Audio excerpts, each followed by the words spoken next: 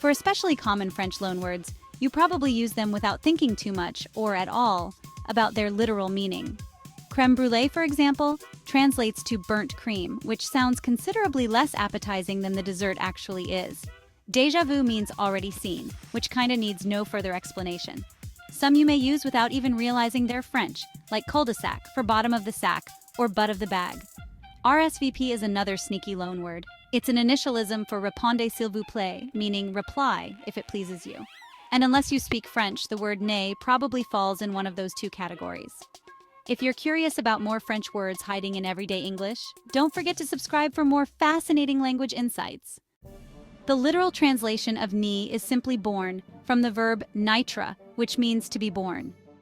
The e ending indicates that it's modifying a feminine noun, which helps explain why English speakers have historically used it when mentioning a woman's maiden name. So when you say Hillary Clinton née Rodham, you're basically saying Hillary Clinton born Rodham. If you're referring to a man who's changed his name, you should technically use ni, the masculine ending, the same way that you'd use fiancé for a man engaged to be married, whereas fiancé is the feminine form.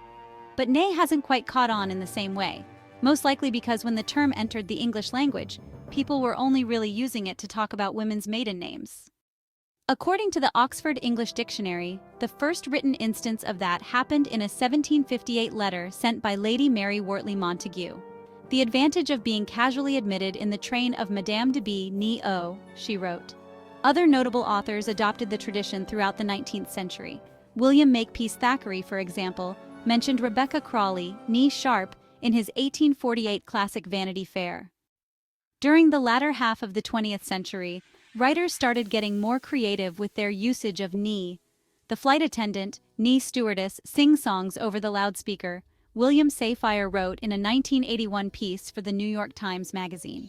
A decade or so earlier, a book called Molecular Approaches to Learning and Memory had modified the phrase behavioral modification with née transfer of training to let readers know that the terminology had changed.